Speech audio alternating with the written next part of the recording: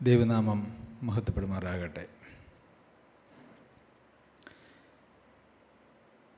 ദൈവവചന ധ്യാനത്തിനായിട്ട് ഒരിക്കൽ കൂടി ദൈവം തന്ന ഈ സമയത്തെ ഓർത്ത് ദൈവനാമത്തിന് മഹത്വം കരയറ്റുന്നു.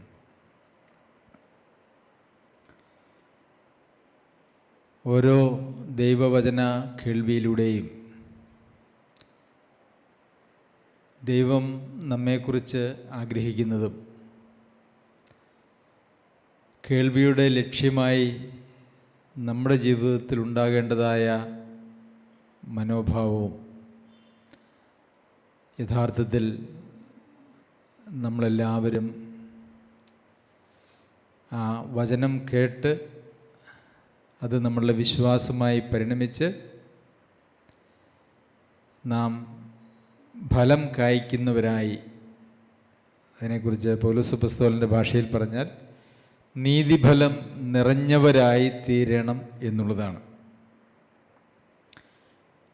എന്നാൽ നമ്മുടെ ജീവിതങ്ങളെ നാം പരിശോധിക്കുമ്പോൾ അങ്ങനെ നീതിഫലം നിറഞ്ഞവരായി തീർന്നില്ല എന്ന് നമുക്ക് എല്ലാവർക്കും ഒരളവിൽ അല്ലെങ്കിൽ മറ്റൊരളവിൽ സമ്മതിക്കേണ്ടതായിട്ട് വരും. ഒരുപക്ഷെ വചനം ധാരാളം കേട്ടിട്ടും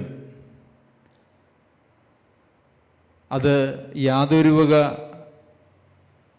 വ്യത്യാസങ്ങളും എന്നിൽ കഴിഞ്ഞ കാലങ്ങളിൽ വരുത്തിയില്ല എന്ന് പരിതപിക്കുന്നതായിട്ടുള്ള ധാരാളം ആളുകളെയും കാണാറുണ്ട്. അതിലുപരിയായി പലരെ സംബന്ധിച്ചും ശ്രദ്ധിച്ചാൽ അവർക്ക് ദൈവാനുരൂപമായ രൂപാന്തരം വന്നിട്ടില്ല എന്ന് മാത്രവുമല്ല, അവരുടെ ജീവിതത്തിൽ കാലഘട്ടങ്ങൾ കഴിയുന്തോറും അവർ കൂടുതൽ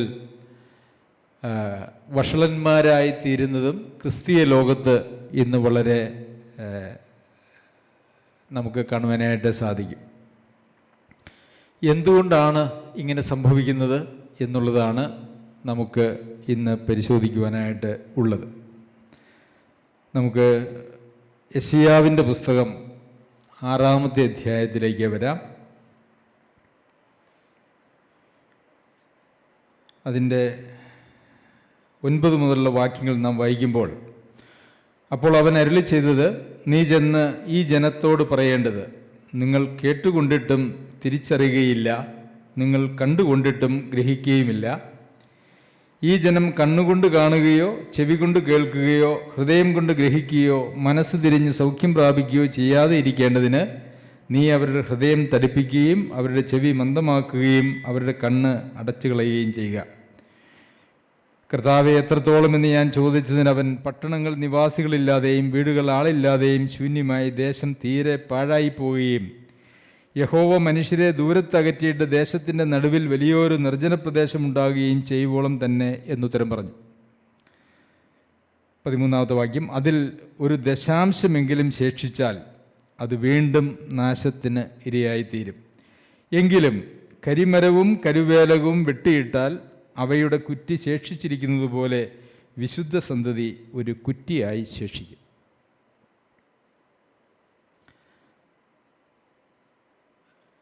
കണ്ണുണ്ടായിട്ട് കാണാതെയും ചെവി ഉണ്ടായിട്ട് കേൾക്കാതെയും ഗ്രഹിക്കാതെയും മനസ്സ് തിരിഞ്ഞ് സൗഖ്യം പ്രാപിക്കാതെയും അങ്ങനെ തടിച്ച ഹൃദയമുള്ള ഒരു ജനത്തെ നോക്കിയിട്ട് പറയുകയാണ്, എന്താണ്? അതെല്ലാം നശിച്ചു പോകും, അവരെല്ലാം നശിച്ചു പോകും. അവരിൽ എത്ര ശതമാനം ശരിയായിത്തീരും എന്നാണ് പറഞ്ഞിരിക്കുന്നത്? ഇല്ല, ദശാംശമില്ല. അവരിൽ ഒരു ദശാംശം അവശേഷിച്ചാൽ അത് വീണ്ടും നാശത്തിന് ഇരയായിത്തീരും. എങ്കിലും കരിമരവും കരുവേലവും വെട്ടിയിട്ടാൽ അവയുടെ കുറ്റി ശേഷിച്ചിരിക്കുന്നത് പോലെ വിശുദ്ധ സന്തതി ഒരു കുറ്റിയായി ശേഷിക്കും. അപ്പോൾ 10% ശരിയാകുമെന്നാണോ പറഞ്ഞേക്കുന്നത്? അല്ല, 10% ശരിയാവുകയില്ല.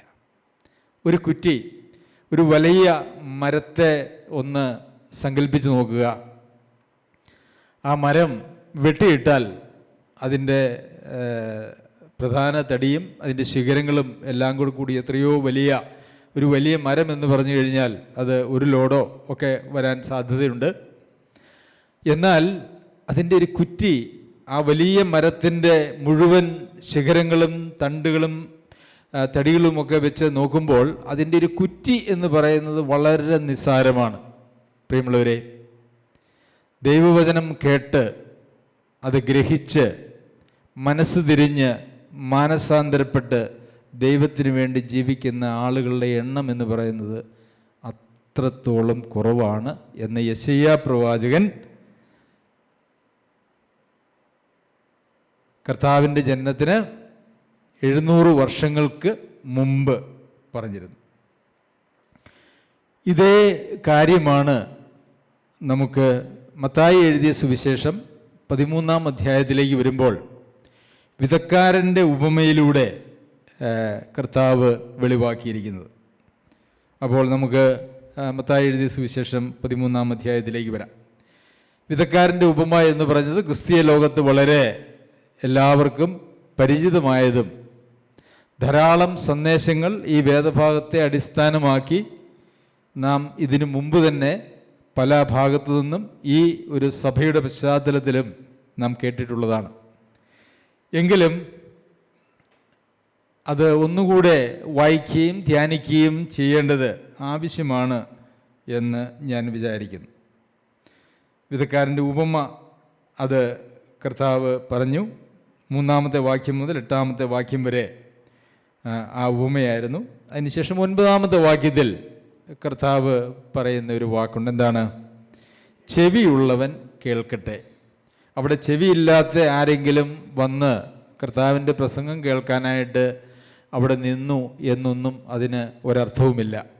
ചെവിയുള്ളവൻ കേൾക്കട്ടെ എന്ന് പറഞ്ഞാൽ ബാഹ്യമായിട്ടുള്ള നമ്മുടെ കർണങ്ങൾ അല്ല, ചെവികളല്ല, മറിച്ച് നമ്മുടെ ആന്തരികമായിട്ടുള്ള ചെവി കൊണ്ട് മാത്രമാണ് ദൈവം പറയുന്നതായിട്ടുള്ള അല്ലെങ്കിൽ ദൈവത്തിൽ നിന്ന് വരുന്നതായിട്ടുള്ള വചനങ്ങളെ ശ്രവിക്കുവാനായിട്ട് കഴിയുകയുള്ളൂ. ബാഹ്യമായിട്ടുള്ള ചെവിയിലൂടെ നാം കേൾക്കുന്നതായിട്ടുള്ള കാര്യങ്ങൾ അത് നമുക്ക് 100% പ്രയോജനമായി വരാതിരിക്കാനായിട്ടുള്ള എല്ലാ സാധ്യതയുമുണ്ട്. ആ ബാഹ്യകർണങ്ങളിലൂടെ നമ്മളുടെ ആത്മാവിലേക്ക് വരുന്നതായിട്ടുള്ള കാര്യങ്ങളെ നമ്മുടെ ആന്തരികമായ കർണങ്ങളിലൂടെ ചെവികളിലൂടെ നാം ശ്രദ്ധിക്കുകയും അത് നമ്മളിൽ ഒരു വ്യത്യാസം വരുത്തുകയും ചെയ്യുന്നില്ല എങ്കിൽ, പിന്നെ കർത്താവ് പിന്നെ പറയുന്നതായിട്ടുള്ള മറ്റൊരു കാര്യം 10-ാമത്തെ വാക്യത്തിൽ, പിന്നെ ശിഷ്യന്മാർ അടുക്ക വന്ന് അവരോട് ഉപമകളായി സംസാരിക്കുന്നത് എന്ത് എന്ന് അവനോട് ചോദിച്ചു. അവരോട് ഉത്തരം പറഞ്ഞത്, സ്വർഗരാജ്യത്തിൻ്റെ മർമ്മങ്ങളെ അറിയുവാൻ നിങ്ങൾക്ക് വരം ലഭിച്ചിരിക്കുന്നു, അവർക്കോ ലഭിച്ചിട്ടില്ല.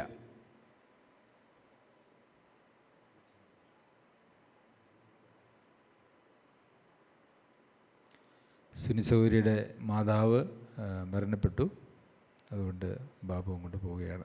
അവരെ ഓർത്ത് പ്രാർത്ഥിക്കുക. ഞങ്ങളുടെ ദൈവമായ കർത്താവെ, അടിയങ്ങൾ അങ്ങയുടെ മുഖത്തേക്ക് നോക്കുന്നു. പ്രിയ സഹോദരിയുടെ മാതാവ് ഈ ലോകം വിട്ട് പോയിരിക്കുന്നു. പിതാവെ, ദുഃഖത്തിലായിരിക്കുന്ന പ്രിയപ്പെട്ടവരെ കർത്താവെ അങ്ങ് ആശ്വസിപ്പിക്കണം. നിത്യപ്രത്യാശയാൽ അവരുടെ ഹൃദയങ്ങളെ കർത്താവ് ബലപ്പെടുത്തുകയും അങ്ങ് സഹായിക്കുകയും ചെയ്യണം എന്നടിയങ്ങൾ അങ്ങയോട് പ്രാർത്ഥിക്കുന്നു. ഇനി അങ്ങോട്ടുള്ള എല്ലാ ശുശ്രൂഷകളിലും കർത്താവിൻ്റെ കൃപയും സാന്നിധ്യവും കർത്താവെ ഉണ്ടായിരിക്കുമാറാകണം എന്നടിയങ്ങൾ അങ്ങയോട് പ്രാർത്ഥിക്കുന്നു. യേശുക്രിസ്തുവിൻ്റെ നാമത്തിൽ തന്നെ.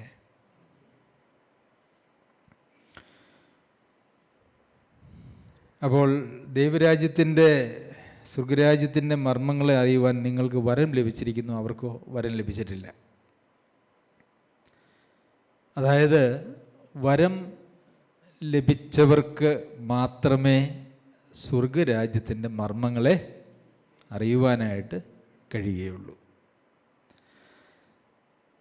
നമുക്ക് അനേക കാര്യങ്ങളും ദൈവവചനത്തിൽ നിന്ന് കേൾക്കുവാനും മനസ്സിലാക്കുവാനും നമ്മുടെ ബുദ്ധിയിൽ മനസ്സിലാക്കുവാനും ഒക്കെ നമുക്ക് കഴിയും. എന്നാൽ ദൈവരാജ്യത്തിൻ്റെ മർമ്മങ്ങളെ നാം മനസ്സിലാക്കുക, ഉൾക്കൊള്ളുക എന്ന് പറയുന്നത് അത് വരം ലഭിച്ചവർക്ക് മാത്രമേ കഴിയുകയുള്ളൂ എന്നാണ് അവിടെ പറയുന്നത്. ശരി, വിതക്കാരൻ്റെ ഉപമ നാം വായിക്കുമ്പോൾ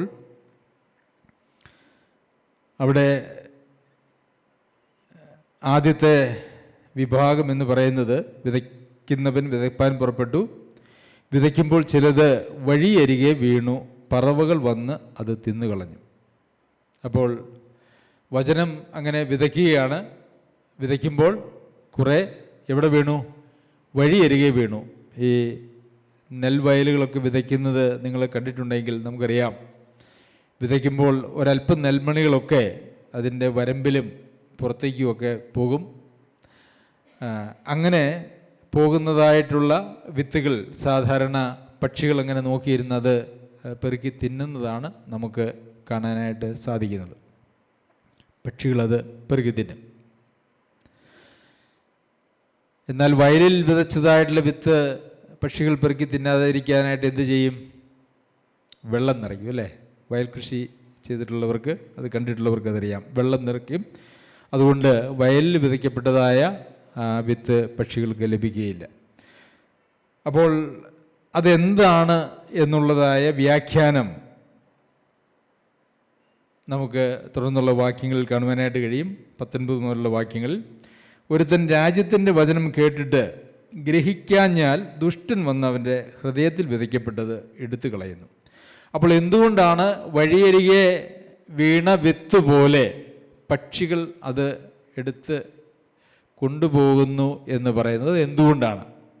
അപ്പോൾ അവർ കേട്ടു, അല്ലേ? അവർ കേട്ടിട്ട് ഗ്രഹിക്കാഞ്ഞാൽ, അതായത് നാം കേൾക്കുന്നതും അത് ഗ്രഹിക്കുന്നതും തമ്മിൽ ഒരു വ്യത്യാസമുണ്ട്. യാക്കോബിൻ്റെ ലേഖനത്തിൽ നമ്മൾ 1-ാമത്തെ അധ്യായത്തിൽ വായിക്കുമ്പോൾ, ഉൾനട്ടതായ വചനം സൗമ്യതയോടെ കൈക്കൊള്ളുവിൻ എന്ന് നമ്മൾ വായിക്കും. അപ്പോൾ ഉൾനട്ടതായിട്ടുള്ള വചനം കൈക്കൊള്ളുകയും കേൾക്കുന്ന വചനം ഗ്രഹിക്കുകയും ചെയ്യുന്നത് ആവശ്യമാണ്. അങ്ങനെ കേൾക്കുന്ന വചനം നമ്മൾ ഗ്രഹിക്കുന്നില്ല എങ്കിൽ, അത് കേവലം നമ്മുടെ ബുദ്ധിയിൽ മാത്രമാണ് അതിരിക്കുന്നതെങ്കിൽ എന്ത് സംഭവിക്കും? അത് പിശാച് വന്ന് എടുത്ത് കളയും. ലൂക്കോസിൻ്റെ സുവിശേഷത്തിൽ അതിനെക്കുറിച്ച് വായിക്കുന്നത്, വഴിയരികെയുള്ളവർ കേൾക്കുന്നവരെങ്കിലും വിശ്വസിച്ച് രക്ഷിക്കപ്പെടാതിരിക്കാൻ പിശാച് വന്നവരുടെ ഹൃദയത്തിൽ നിന്ന് വചനം എടുത്തു കളയുന്നു. അവിടെയും കേൾക്കുന്നവരെങ്കിലും അവർ വിശ്വസിക്കുന്നില്ല. വിശ്വസിച്ചു കഴിഞ്ഞാൽ അത് എങ്ങോട്ട് പോകും? അത് രക്ഷയിലേക്ക് പോകും. അതായത് ആ വചനം, അതാണ് കേട്ട വചനം വിശ്വാസമായി പരിണമിക്കുക എന്ന് എബ്രായർക്ക് എഴുതിയ ലേഖനത്തിൽ നാം വായിക്കുന്നത്. ആ കേൾക്കുന്നതായിട്ടുള്ള വചനം വിശ്വസിക്കുന്നില്ല. വിശ്വസിച്ചാൽ അതെങ്ങനെ എങ്ങോട്ട് പോകും? അത് രക്ഷയ്ക്കായിട്ട് പോകും. അങ്ങനെ കേട്ടു, പക്ഷേ വിശ്വസിച്ചില്ല. അതുകൊണ്ട് എന്തു പറ്റി? പിശാച് വന്ന് അത് എടുത്തു കളയുന്നു. വീണ്ടും മർക്കോസ് എഴുതിയ സുവിശേഷത്തിൽ, വചനം വിതച്ചിട്ട് വഴിയരികെ വീണത് കേട്ട ഉടനെ സാത്താൻ വന്ന് ഹൃദയങ്ങളിൽ വിതയ്ക്കപ്പെട്ട വചനം എടുത്തു കളയുന്നതാകുന്നു. അപ്പോൾ ഹൃദയങ്ങളിൽ വിതയ്ക്കപ്പെട്ടതായിട്ടുള്ള വിത്ത് അത് ഗ്രഹിക്കാതെ, അത് വിശ്വസിക്കാതെ ഇരിക്കുന്നത് കൊണ്ട് പിശാച് വന്ന് അത് എടുത്തു കളയുന്നു എന്നുള്ളതാണ്. പ്രിയമുള്ളവരെ, വചനം കേൾക്കുമ്പോൾ യഥാർത്ഥത്തിൽ എങ്ങനെയാണ് ഇത് നമുക്ക് ഗ്രഹിക്കാൻ കഴിയാത്ത ഒരവസ്ഥയിലേക്ക് പോകുന്നത്? എങ്ങനെയാണ് ഗ്രഹിക്കാൻ കഴിയാതിരിക്കുന്നത്? നമ്മുടെ ഹൃദയം ദൈവത്തോടുള്ള മനോഭാവത്തിൽ കഠിനപ്പെട്ടിരിക്കുന്നതുകൊണ്ട്. ഒരുപക്ഷെ ഈ വിതക്കാരൻ്റെ ഉപമയെക്കുറിച്ച് പറഞ്ഞപ്പോൾ തന്നെ നിങ്ങളുടെ മനസ്സിൽ വന്നിട്ടുള്ള ഒരു ചിന്ത, ഇതൊക്കെ എത്രയോ കേട്ട് മനഃപ്പാടമായിരിക്കുന്ന കാര്യങ്ങളാണ് എന്നുള്ളതായ ചിന്തയായിരിക്കും. ഇതൊക്കെ എല്ലാവർക്കും അറിയാവുന്നതും ഒരുപക്ഷെ ഇതിനെ സംബന്ധിച്ച് ഒരു സന്ദേശം കൊടുക്കാൻ പ്രാപ്തരായിട്ടുള്ള ആളുകളുമായിരിക്കും നിങ്ങളിലേറെയും എന്നെനിക്കറിയാം. പക്ഷേ ഇത് ഗ്രഹിച്ച് അത് വിശ്വാസമായി പരിണമിച്ചിട്ടില്ല എങ്കിൽ നമ്മൾ കേട്ടത് നമ്മളുടെ ബുദ്ധിയിലിരിക്കുന്ന ആ വചനം അത് പിശാച് വന്ന് എടുത്ത് കളയും എന്നാണ്. നമ്മളിതിനു മുമ്പ് സ്വർഗരാജ്യത്തിൻ്റെ മർമ്മങ്ങളെ അറിയുവാൻ, മർമ്മങ്ങൾ എന്ന് പറയുമ്പോൾ നാം കേൾക്കുന്നതായിട്ടുള്ള വചനത്തിൻ്റെ ആത്മീകമായിട്ടുള്ള യാഥാർത്ഥ്യങ്ങളെ ഉൾക്കൊള്ളുവാനായിട്ട് കഴിയുക എന്നുള്ളത് അത് ഓരോരുത്തരിലും വ്യത്യാസമായിട്ടിരിക്കുന്നു. ഓരോരുത്തർക്കും അത് വിശ്വാസമായി പരിണമിക്കേണ്ടതാണ്. ഓരോരുത്തരുടെയും ജീവിതത്തിലേക്ക് അവർ ഉൾക്കൊള്ളേണ്ടതായിട്ടുള്ള ആവശ്യമാണ്, അല്ലെങ്കിൽ അതിൻ്റെ പ്രാധാന്യമുണ്ട്. അപ്പോൾ പ്രിയമുള്ളവരെ, ദൈവവചനം കേൾക്കുമ്പോൾ അത് പിശാച് എടുത്തു കളയത്തക്ക രീതിയിൽ നമ്മളിൽ ഉണ്ടാവുന്ന ചില പ്രതികരണങ്ങളെക്കുറിച്ച് ഞാനൊന്ന് സൂചിപ്പിക്കാം. ഒന്ന്, ഇതൊക്കെ എത്ര കേട്ടിരിക്കുന്നു അല്ലേ, അവിടെ തീർന്നു. നമുക്കെപ്പോഴും പുതിയതെന്തെങ്കിലും കേൾക്കാൻ, അല്ലെ, പുതിയതായിട്ടുള്ള എന്തെങ്കിലും കാര്യങ്ങൾ കേൾക്കാനായിട്ടുള്ള വല്ലാത്ത ഒരു ആവേശം ഉണ്ട്. കേട്ടത് വീണ്ടും വീണ്ടും കേൾക്കുക എന്ന് പറയുമ്പോൾ അത് ആളുകൾക്ക് പൊതുവെ ഒരു അരോചകമാണ്. അപ്പോൾ ഇതൊക്കെ എത്ര കാലമായിട്ട് കേട്ടിരിക്കുന്നു എന്നുള്ള ഒരു ചിന്ത നമ്മളുടെ മനസ്സിലേക്ക് വരുമ്പോൾ യഥാർത്ഥത്തിൽ അത് വഴിയരികെ വീണ ഒരു വിത്ത് പോലെയാണ്. പിന്നെ എന്താണ് ഒരു പക്ഷേ നമ്മുടെ മനസ്സിലേക്ക് വരാൻ സാധ്യതയുള്ള കാര്യം? എന്താണ്? ഇത് കേൾക്കേണ്ടതായിട്ടുള്ള ആളുകൾ ഇന്ന് വന്നിട്ടില്ല, അല്ലേ? ഇത് കേൾക്കേണ്ട ആളുകൾ ഇന്ന് വന്നിട്ടില്ല. ഇന്ന ആൾ ഒക്കെ ഇന്ന് വന്നായിരുന്നുവെങ്കിൽ ഈ സന്ദേശം അവർക്ക് ഉപകാരമായേനെ. അതായത് ഇതെനിക്ക് ബാധകമല്ല, ഇത് ബാധകമായിട്ടുള്ള ചിലരൊക്കെ ഉണ്ട്, അവരിന്ന് വന്നിട്ടില്ല, അതുകൊണ്ട് ഈ സഹോദരൻ്റെ സന്ദേശം ഇന്ന് യാതൊരു പ്രയോജനവുമില്ലാതെ പോയി. പിന്നെ എന്താണ് പ്രതികരണം ഉണ്ടാവുക? ഇത് എന്നെ തന്നെ നോട്ടമിട്ട് പറഞ്ഞിരിക്കുന്നതായ കാര്യമാണ്, ഞാനാണ് ആ സഹോദരൻ്റെ മനസ്സിൽ. ഇത് വേറെ ആരെയും കുറിച്ചല്ല, ഇത് എന്നെക്കുറിച്ച് ആണ്, എന്നെക്കുറിച്ച് മാത്രമാണ്. അതാണ് ആളുകളുടെ മനസ്സിൽ വരുന്നതായിട്ടുള്ള മറ്റൊരു ചിന്ത. പിശാച് എടുത്തു കളഞ്ഞതുകൊണ്ടാണ്. കാരണം കേട്ട വചനം അവർ ഗ്രഹിച്ചില്ല, ആ വചനത്തിൻ്റെ മർമ്മം അവർക്ക് മനസ്സിലായില്ല, അത് അവരുടെ ജീവിതത്തിൽ വിശ്വാസമായിട്ട് പരിണമിക്കുന്നുമില്ല. പിന്നെ എന്താണ് മനസ്സിലേക്ക് വരാൻ സാധ്യതയുള്ളൊരു ചിന്ത? ഈ പ്രസംഗിക്കുന്ന ആള് ഇതെല്ലാം അനുസരിച്ചാണോ ജീവിക്കുന്നത്, അല്ലേ? അങ്ങനെയും ചിന്തിക്കാറില്ലേ? ഉണ്ടോ? ഉണ്ട്. ആരാ പറഞ്ഞത്? ഇത്ര ധൈര്യമായിട്ട് പറഞ്ഞത്? ഈ പ്രസംഗിക്കുന്ന ആള് ഇങ്ങനെയൊക്കെയാണോ ജീവിക്കുന്നത് എന്നുള്ള ചിന്ത വരുമ്പം യഥാർത്ഥത്തിൽ എന്താ സംഭവിക്കുന്നതെന്ന് അറിയാവോ സഹോദര? ഹൃദയത്തിൽ നിന്ന് പിശാച് ആ വചനത്തിൻ്റെ മർമ്മങ്ങളെ ആത്മാവിൽ ഉൾക്കൊള്ളുവാൻ കഴിയാതെ എടുത്ത് ദൂരക്കളയുകയാണ് ചെയ്യുന്നത്. പ്രിയമുള്ളവരെ, ഇതൊക്കെയാണ് പിശാചിന് ഈ വചനം നമുക്ക് ഉപകാരമായി വരേണ്ടതിന് നമ്മുടെ ഉള്ളിൽ പ്രവർത്തിക്കുന്നതിന് പകരം ഇത് നാം ചെതറിച്ച് വഴിയരികിലേക്ക് പിശാചിന് ദുഷ്ടന് വന്ന് എടുത്തു കളയുവാനായിട്ട് ഇട്ടുകൊടുക്കുന്നു. ഇതൊന്നും വചനം കേൾക്കുമ്പോൾ നമ്മളിൽ വരേണ്ടതായിട്ടുള്ള പ്രതികരണങ്ങളല്ല. അത് ആർക്കെങ്കിലും വേണ്ടിയാണെന്നോ, ഇത് എന്നെക്കുറിച്ചാണെന്നോ, ഈ പറയുന്ന ആളുകൾക്ക് എന്താ ഇതിനുള്ള യോഗ്യതയെന്നോ, ഇതൊന്നും നമ്മളുടെ മനസ്സിൽ വരേണ്ടതായിട്ടുള്ള ആവശ്യമില്ല. അങ്ങനെയുള്ള ആളുകളെക്കുറിച്ചാണ് യെശയ്യാവിൻ്റെ പുസ്തകത്തിൽ പറഞ്ഞിരിക്കുന്നതും. അതിവിടെ മത്തായി അപ്പോസ്തലൻ മത്തായി 14 മുതലുള്ള വാക്യങ്ങളിൽ പറഞ്ഞിട്ടുണ്ട്. നിങ്ങൾ ചെവിയാൽ കേൾക്കും, ഗ്രഹിക്കുകയില്ല താനും, കണ്ണാൽ കാണും, ദർശിക്കുകയില്ല താനും. ഈ ജനത്തിൻ്റെ ഹൃദയം തടിച്ചിരിക്കുന്നു, അവർ ചെവി കൊണ്ട് മന്ദമായി കേൾക്കുന്നു, കണ്ണടച്ചിരിക്കുന്നു, അവർ കണ്ണ് കാണാതെയും ചെവി കേൾക്കാതെയും ഹൃദയം കൊണ്ട് ഗ്രഹിക്കാതെയും തിരിഞ്ഞുകൊള്ളാതെയും ഞാൻ അവരെ സൗഖ്യമാക്കാതെയും ഇരിക്കേണ്ടതിന് തന്നെ എന്ന് യെശയ്യാവ് പറഞ്ഞ പ്രവാചകത്തിന് അവരിൽ നിവൃത്തി വരുന്നു. ശരി, അപ്പോൾ ഒന്നാമത്തെ വിഭാഗം പ്രശ്നം എന്ന് പറയുന്നത് ദൈവവചനത്തോട് നാം എങ്ങനെ പ്രതികരിക്കണമോ അങ്ങനെയുള്ള ഒരു പ്രതികരണവും നമുക്ക് ഇല്ല. മറിച്ച് വളരെ അനാത്മീകമായ, ജഡികമായ, പൈശാചികമായ, നിരുത്തരവാദപരമായിട്ടുള്ളൊരു പ്രതികരണമാണ് ദൈവവചനത്തോട് നമ്മൾ നടത്തുന്നത്. അപ്പോൾ എന്ത് ചെയ്യും? അത് പിശാച് വന്ന് സൂക്ഷ്മമായിട്ടെടുത്ത് അങ്ങ് കളയും. അതാണ് ഒന്നാമത്തെ വിഭാഗം ആളുകൾ. അപ്പോൾ ഈ പ്രശ്നങ്ങളിലൊക്കെ നമ്മളിലുണ്ടെങ്കിൽ എന്ത് ചെയ്യണം? വചനം കേൾക്കുമ്പോൾ അത് വേറെ ആളുകൾക്ക് ഉപകാരപ്പെടുമെന്നും അപ്പോൾ എനിക്കത് ആവശ്യമില്ലെന്ന് അതിൻ്റെ അർത്ഥം, അല്ലേ? പിന്നെ അത് എന്നെക്കുറിച്ചാണെന്നും അപ്പോൾ എന്നിലുണ്ടാവുന്നത് എന്താണ്? ഭയങ്കരമായിട്ടുള്ളൊരു വൈരാഗ്യമാണ്. അല്ലെങ്കിൽ അത് പ്രസംഗിക്കുന്നവർ അതൊക്കെ ചെയ്യുന്ന ആളുകളാണോ എന്ന് ചോദിച്ചു കഴിഞ്ഞാൽ നമ്മൾ മറ്റുള്ളവരുടെ കണ്ണിലെ കരട് നമ്മുടെ കണ്ണിൽ കോല് വെച്ചുകൊണ്ട് എടുക്കാനായിട്ട് പോകുന്ന ആളുകളെ പോലെ ഒക്കെ ആയിരിക്കും. അല്ല, ഇത് എത്ര കേട്ടതാണ്, ഇയാൾക്ക് വേറൊന്നും പറയുവാനില്ലേ എന്നുള്ളതാണ് നമ്മുടെ ചിന്തയെങ്കിൽ നമ്മൾ പുതിയ അല്ലേ എന്തെങ്കിലും കാര്യങ്ങൾ കേൾക്കാനായിട്ടുള്ള ആവേശം മാത്രമാണ് നമ്മളിൽ ഉള്ളത്. കർണരസമാകുമാറ് ഉപദേഷ്ടാക്കന്മാരെ പെരുപ്പിക്കുന്ന കാലം വരും എന്ന് നമ്മൾ വായിക്കുന്നു. അപ്പം നമുക്ക് ചെവിക്ക് കേൾക്കാൻ ഇമ്പമായിട്ടുള്ള, പലപ്പോഴും ഈ യൂട്യൂബിലും അതുപോലെയുള്ള സോഷ്യൽ മീഡിയകളിലും ഒക്കെ ആളുകൾ ചിലരുടെയൊക്കെ സന്ദേശങ്ങളോട് ഭയങ്കര ആകർഷണമാണ്. അത് തുടർച്ചയായിട്ട് അവരുടെ സന്ദേശങ്ങൾ അങ്ങനെ കേൾക്കും. അപ്പോൾ അങ്ങനെ കേൾക്കാൻ തുടങ്ങിയാൽ പിന്നെ ഈ ആർട്ടിഫിഷ്യൽ ഇൻ്റലിജൻസ് യൂട്യൂബ് എന്ത് ചെയ്യും? അങ്ങനെയുള്ളത് തന്നെ അങ്ങോട്ട് ഇട്ട് കൊടുക്കും. പിന്നെ അതിൻ്റെ ഒരു അടിമത്വത്തിലേക്കാണ് പിന്നെ അവർ പോകുന്നത്. പിന്നെ അവർക്ക് ആ ഒരു ചിന്തയിൽ, ആ ഒരു ലൈനിലല്ലാതെ ഒന്നും ചിന്തിക്കുവാനോ മനസ്സിലാക്കുവാനോ കഴിയാത്ത നിലയിൽ ഒരു അടിമത്വം അവരിൽ രൂപപ്പെടുന്നത് നമുക്ക് കാണുവാനായിട്ട് സാധിക്കും. ശരി, രണ്ടാമത്തെ വിഭാഗം എങ്ങനെയുള്ള ആളുകളെക്കുറിച്ചാണ് പറയുന്നത്? പാറസ്ഥലത്ത് വീണതോ. അപ്പോൾ വിത്ത് വിതയ്ക്കുമ്പോൾ വയലിലൊക്കെ ചിലപ്പോൾ വയലിലും വയലിൻ്റെ കരയിലുമൊക്കെ ചെറിയ മണ്ണിനാഴമില്ലാത്ത പാറ പോലെയുള്ള സ്ഥലങ്ങളൊക്കെ കാണും. അപ്പോൾ അങ്ങനെയുള്ള സ്ഥലത്ത് വീണാൽ എന്താണ് സംഭവിക്കുക എന്നുള്ളതാണ് പിന്നെ ഇവിടെ നാം വായിക്കുന്നത്.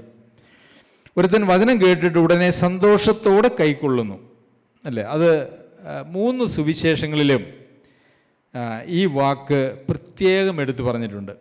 മത്തായി എഴുതിയ സുവിശേഷത്തിൽ ഒരുത്തൻ വചനം കേട്ടിട്ട് ഉടനെ സന്തോഷത്തോടെ കൈക്കൊള്ളുന്നു എന്ന് നമ്മൾ വായിക്കുന്നു. ലൂക്കോസ് എഴുതിയ സുവിശേഷത്തിൽ പാറമേലുള്ളവരോ കേൾക്കുമ്പോൾ വചനം സന്തോഷത്തോടെ കൈക്കൊള്ളുന്നവരെങ്കിലും എന്ന് നമ്മൾ വായിക്കുന്നു. മർക്കോസിൻ്റെ സുവിശേഷത്തിൽ അങ്ങനെ തന്നെ പാറസ്ഥലത്ത് വിതച്ചത് വചനം കേട്ട് ഉടനെ സന്തോഷത്തോടെ കൈക്കൊള്ളുന്നവർ. അവർക്ക് ഭയങ്കര ആവേശമാണ്. എന്താണ്? ഭയങ്കര സന്തോഷമാണ് അവർക്ക് ഈ വചനം അങ്ങ് കേട്ട് കഴിയുമ്പോൾ. ശരി, ഞാൻ അല്ലേ, ആ ഒരു ഭയങ്കര ആവേശം. പല സഭകളിലുമൊക്കെ എന്തെങ്കിലുമൊക്കെ കാര്യം പറയുമ്പോൾ കൈയൊക്കെ പൊക്കി ഭയങ്കര ഹല്ലേലൂയ എന്നൊക്കെ ഒന്ന് ഉറക്കെ ഒന്ന് പറയുന്നത് നമുക്ക് കാണാനായിട്ട് കഴിയും. അങ്ങനെ പറയിപ്പിക്കുക എന്ന് പറയുന്നത് അവിടുത്തെ ഉപദേഷ്ടാക്കന്മാരുടെ ഒരു ആവേശം കൂടിയാണ്. അതങ്ങനെ ജനത്തിൻ്റെ അടുത്ത് നിന്ന് ആവേശം വന്നാലേ അവർക്കും ഒരു ആവേശം വരികയുള്ളൂ. അപ്പോൾ ഭയങ്കര ആവേശത്തോടെ അവർ വചനം കൈക്കൊള്ളുന്നു. പക്ഷെ അവരെക്കുറിച്ച് ഈ സുവിശേഷത്തിൽ നമ്മൾ വായിക്കുന്നുണ്ടല്ലോ, വേരില്ലാതിരിക്കൽ അവൻ ക്ഷണികനത്രേ, ക്ഷണത്തിൽ ഇടറിപ്പോകുന്നു. ഈ 2 വാക്കുകളാണ് നമുക്കവിടെ കാണാനായിട്ട് കഴിയുന്നത്. ക്ഷണത്തിൽ, വേരില്ല. നമ്മൾ കരയിലൊക്കെ എന്തെങ്കിലുമൊക്കെ നട്ടു കഴിഞ്ഞാൽ പെട്ടെന്ന് വേര് വന്നൊരു മുളയൊക്കെ ഇങ്ങോട്ട് വരും. അത് കഴിഞ്ഞ് പതുക്കെ ഒരു വെയിൽ വരുമ്പോൾ എന്ത് സംഭവിക്കും? അതങ്ങോട്ട് വാടി ഉണങ്ങി അങ്ങ് പോകും. അതുപോലെ ഉള്ള ഒരു പ്രതികരണവും ദൈവവചനത്തോട് നമ്മുടെ ജീവിതത്തിൽ സാധ്യമാണ്. അതിന് കാരണം പറഞ്ഞിരിക്കുന്നത്, വചന നിമിത്തം ഞെരുക്കമോ ഉപദ്രവമോ നേരിട്ടാൽ. എന്ത് നിമിത്തമാണ്? വചനം നിമിത്തം അല്ലെങ്കിൽ വിശ്വാസ നിമിത്തം ഞെരുക്കമോ ഉപദ്രവമോ നേരിട്ടാൽ അതപ്പം തന്നെ ആ സന്തോഷവും പോയി, എല്ലാം പോയി. ഞാൻ പലരെയും കണ്ടിട്ടുണ്ട്. ദൈവവചനം അവർ കേട്ടു, അവർ ഭയങ്കര സന്തോഷത്തോടെ കൈക്കൊണ്ടു. ഞാൻ എൻ്റെ കർത്താവിന് വേണ്ടി എൻ്റെ ജീവിതം സമർപ്പിക്കുകയാണെന്നൊക്കെ പറഞ്ഞു. വീട്ടിൽ ചെന്നിട്ട് അപ്പനോടും അമ്മയോടും പറഞ്ഞു, ഞാൻ എങ്ങനെ ഇനി കർത്താവിൻ്റെ വഴിയാണ് പോകുന്നത്. അപ്പോൾ അപ്പനും അമ്മയും എന്ത് പറഞ്ഞു? എന്നാൽ പിന്നെ നീ ഇങ്ങോട്ട് പോരണ്ട, അല്ല എങ്കിൽ കൂട്ടുകാരെ കണ്ടു കഴിഞ്ഞപ്പം നീ ഇന്നലെ നീ സഭ മാറിയില്ലേ എന്ന് പറയുമ്പോൾ, ഒരു നിന്ദാപരമായിട്ട് സംസാരിക്കുമ്പോൾ ഒരു വലിയ വിഷമം, ഒരു സങ്കടം. ഇനി നിനക്ക് സ്വത്തിൻ്റെ വീതമൊന്നും തരിയില്ല, നീ നിൻ്റെ വഴിക്ക് പോകുക എന്ന് പറഞ്ഞു കഴിയുമ്പോൾ, അയ്യോ സ്വത്ത് പോകുമ്പോൾ അല്ല, ഇതൊക്കെ ഞെരുക്കവും ഉപദ്രവവും ഒക്കെയാണ്. പിന്നെ നമ്മളെ എന്തെങ്കിലും ഇരട്ടപ്പേരോ ഒക്കെ വിളിക്കുക, അല്ലെങ്കിൽ അവരുടെ കൂട്ടത്തിൽ നമ്മളെ കൂട്ടുകൂടാതെ മാറ്റി നിർത്തുക, ഇങ്ങനെയുള്ള കാര്യങ്ങളൊക്കെ നിസ്സാരമായിട്ടുള്ള കാര്യങ്ങൾ വരുമ്പോഴേക്കും, നിസ്സാരമോ ചിലപ്പോൾ ഗൗരവമായിട്ടുള്ള കാര്യങ്ങൾ വരാം. അപ്പോൾ എന്ത് ചെയ്യും? വിശ്വാസമൊക്കെ അങ്ങോട്ട് തണുത്ത് ആ വിശ്വാസം വിട്ട് അവർ പോകും. അപ്പോൾ വചനം കേട്ട് അത് ഫലം തരണമെങ്കിൽ അത് വളരേണ്ടത് ആവശ്യമാണ്. വളരണമെങ്കിൽ അതിന് വേര് പിടിക്കണം. അങ്ങനെയുള്ള കാര്യങ്ങളൊക്കെ ഉണ്ട്. പക്ഷേ ഇവിടെ ഉപദ്രവമോ ഞെരുക്കുമോ നേരിട്ടാൽ, അപ്പോൾ ഈ വചനം കൈക്കൊള്ളുന്ന ആളുകൾക്ക് അവരുടെ ജീവിതത്തിൽ എന്തെല്ലാം ഉണ്ടാകാം? ഉപദ്രവമുണ്ടാകാം, ഞെരുക്കമുണ്ടാകാം. അപ്പോൾ ഈ ഉപദ്രവവും ഞെരുക്കവും നിന്ദയും പരിഹാസവും അനുഭവിക്കാനായിട്ട് നമുക്ക് മനസ്സില്ല എങ്കിൽ ഈ ദൈവവചന കേൾവി കൊണ്ട് യാതൊരു വക പ്രയോജനവുമില്ല. ഒളിച്ചും പാത്തും നമുക്ക് ക്രിസ്തീയ ജീവിതം നയിക്കാനായിട്ട് ഒരിക്കലും കഴിയില്ല.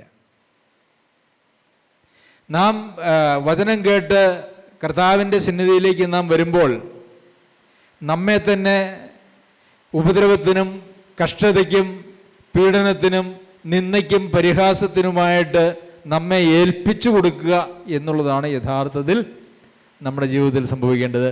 അത് എല്ലാവരുടെയും അംഗീകാരവും എല്ലാവരുടെയും സ്നേഹ ബഹുമാനങ്ങളും പരിലാലനകളും കമ്പനികളും എനിക്ക് വേണം, എന്നാൽ ഞാൻ എൻ്റെ വിശ്വാസ ജീവിതം മുമ്പോട്ട് കൊണ്ടുപോകാമെന്ന് പറഞ്ഞാൽ അങ്ങനെയൊരു സുവിശേഷമോ അങ്ങനെയൊരു ജീവിതമോ ക്രിസ്തീയതയിലില്ല. അങ്ങനെയൊന്നും നമുക്ക് ആർക്കും പ്രതീക്ഷിക്കാനില്ല. നമ്മളെ ആരും അംഗീകരിച്ചുകൊള്ളണമെന്നില്ല. എന്ന് മാത്രമല്ല, നമ്മളെല്ലാവരും തള്ളിക്കളഞ്ഞു എന്ന് വരാം, നിന്ദിച്ചു എന്ന് വരാം, പരിഹസിച്ചു എന്ന് വരാം. 4 പേര് കൂടുന്നിടത്ത് നമ്മളായിരിക്കും അവരുടെ പരിഹാസ വിഷയം. നമ്മളങ്ങനെ നടന്നു പോകുന്നത് കാണുമ്പോൾ നമ്മെക്കുറിച്ച് ഇങ്ങനെ ആളുകൾ ആക്ഷേപമായിട്ട് പറയും. ഒരുപക്ഷെ ഒറ്റപ്പെടുത്തി എന്ന് വരാം. കേരളത്തിൽ അതിനൊക്കെ ചില പരിധികളൊക്കെ ഉണ്ട്. കുറച്ചുകൂടിയൊക്കെ വിദ്യാഭ്യാസവും സ്വാതന്ത്ര്യവും ഒക്കെ ഉള്ളതുകൊണ്ട് വടക്കേ ഇന്ത്യയിൽ ഞങ്ങൾ പ്രവർത്തിച്ചിരുന്ന മേഖലയിൽ ക്രിസ്തീയ വിശ്വാസം സ്വീകരിച്ചു എന്നുള്ളതിൻ്റെ പേരിൽ ഒരു ദിവസം 5 കുടുംബങ്ങളെ ആ ഗ്രാമത്തിൽ നിന്നും അടിച്ചു പുറത്താക്കി അവരാഴ്ചകളോളം കാട്ടിൽ അവർ ജീവിച്ചു. ആഴ്ചകളോളം കാട്ടിൽ, അവിടെയൊക്കെ ഫോറസ്റ്റ് വനമേഖലയാണ്. അപ്പോൾ അവർ ആഴ്ചകളോളം കാട്ടിൽ താമസിച്ചു. അവർ വരുമ്പോൾ ഗ്രാമത്തിലെ ചില ആളുകളെ ചട്ടം കെട്ടിയിട്ടുണ്ട്, അവരെ തിരിച്ച് കാട്ടിലേക്ക് അടിച്ചോടിക്കുകയാണ്. എന്നാൽ ഇവർ ആരും ഞങ്ങളുടെ വിശ്വാസമൊക്കെ ത്യജിക്കാം, വീടില്ല കൂടില്ല ഒന്നുമില്ലാതെ മഴയും വെയിലും വന്യമൃഗങ്ങളും ഉള്ളതായിട്ടുള്ള സ്ഥലത്ത് കാട്ടിൽ കുഞ്ഞുങ്ങളും സ്ത്രീകളും പുരുഷന്മാരും ഉൾപ്പെടെ അവർ താമസിക്കുകയാണ്. അങ്ങനെയൊന്നും ഇത് ഞങ്ങളവിടെ ചെന്നതിന് ശേഷം ഉണ്ടായതായിട്ടുള്ള ഒരു കാര്യമാണ്. അങ്ങനെ അവരവിടെ പാർത്തു. അങ്ങനെ ഇരിക്കുമ്പോൾ ഒരു ദിവസം ഒരു പോലീസ് ഉദ്യോഗസ്ഥൻ അതിലേ ചെന്നു. അപ്പോൾ ചില വീടുകളൊക്കെ പൂട്ടിയിട്ടിരിക്കുന്നത് കണ്ടു. അപ്പോൾ ആ പോലീസ് ഉദ്യോഗസ്ഥൻ അവിടുത്തെ ഗ്രാമവാസികളോട് ചോദിച്ചു, ഈ വീട്ടിലെ ആളുകളൊക്കെ എന്ത് ചെയ്യുന്നു ചോദിച്ചു. അപ്പോൾ അവർ പറഞ്ഞു, അവർ ക്രിസ്തു വിശ്വാസം സ്വീകരിച്ചതിൻ്റെ പേരിൽ ഞങ്ങൾ ഓടിച്ചവരെല്ലാം കാട്ടിലാന്ന് പറഞ്ഞു. അപ്പോൾ എന്ത് ചെയ്തു? ആ പോലീസ് ഉദ്യോഗസ്ഥൻ അതിനെക്കുറിച്ചൊക്കെ അന്വേഷിച്ചിട്ട് അവരോട് പറഞ്ഞു, നിങ്ങൾ ചെയ്തത് അന്യായമാണ്, ശരിയല്ല, നിങ്ങൾ അവരെ പോയി വിളിച്ചുകൊണ്ട് വരണം എന്നൊക്കെ പറഞ്ഞ് അവരോട് പറഞ്ഞു. അപ്പോൾ ചില ആളുകൾ എന്നിട്ട് പറഞ്ഞു, നിങ്ങൾ എല്ലാവരും തിരിച്ചു പോലെ നിങ്ങളുടെ വീട്ടിൽ പാർത്തു, ഞങ്ങൾക്ക് വിരോധമൊന്നുമില്ല എന്ന് പറഞ്ഞു.